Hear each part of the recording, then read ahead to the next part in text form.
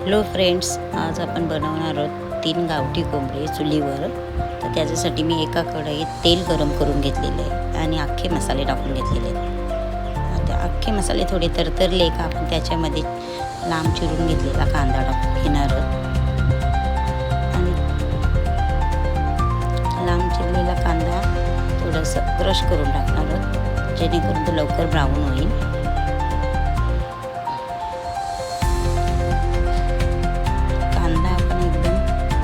घेणार आहोत.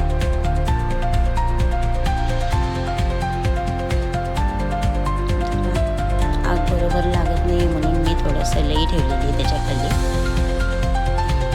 तेल चांगलं गरम झाले. आता आपण त्याच्यामध्ये कांदा टाकून घेणार आहोत. कांदा चांगल्या प्रकारे परतून आपण ब्राऊन करून घेणार आहोत एकदम.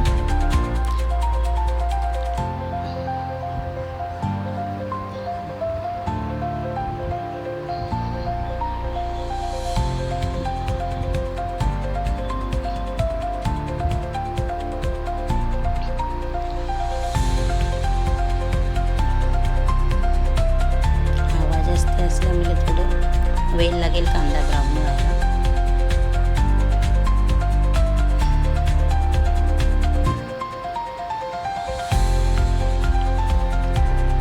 कांदा चांगल्या प्रकारे ब्राऊन झाल्यावर मी त्याच्यामध्ये अद्रक लसूणची पेस्ट टाकलेली आणि हिरवी मिरची पहिल्यांदा टाकली तर ती तलाला चिपकून जाईल म्हणून मी नंतर. आता अद्रक लसूण पण चांगल्या प्रकारे ब्राऊन झालं पाहिजे कारण लसणाचा वास नाही आला पाहिजे.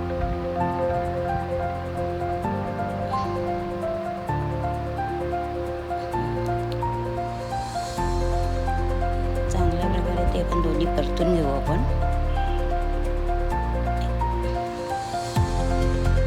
कांद्याला थोडं आणि लसणाला तेल सुटलं पाहिजे. आता आपण त्याच्यामध्ये 2 चम्मच हळद, प्रमाणानुसार मी आगरी मसाला घेतलेला आहे. चांगल्या प्रकारे आता ते मसाले हळद आपण शिजवून घेणार आहोत.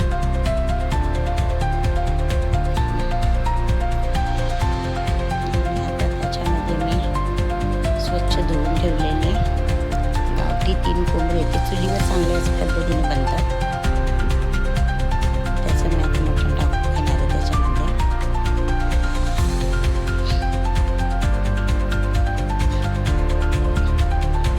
चांगलं असं मिक्स करून घेणार आहे.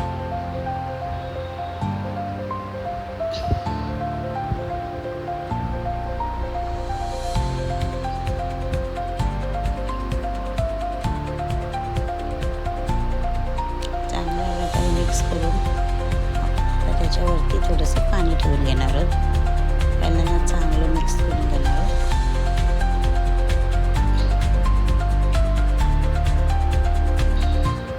पाणी हे गरमच टाकायचं आहे मटणमध्ये. त्याच्यावर ताटात थोडं पाणी ठेवलेलं आणि ते टाकून घेतलेले.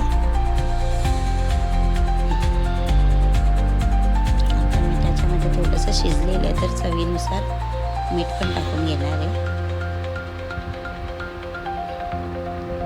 मीठ टाकलं का परत मी एक 10-15 मिनटं शिजवून घेणार आहे.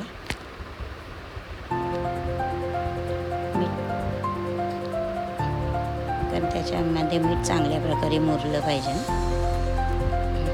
मी परत एक 10-15 मिनटासाठी शिजवत ठेवणार आहे. आणि मी दाखवायचं राहिलं, मी त्याच्यामध्ये खूप सुकं खोबरं आणि गरम मसाला टाकून घेतलेले आहे.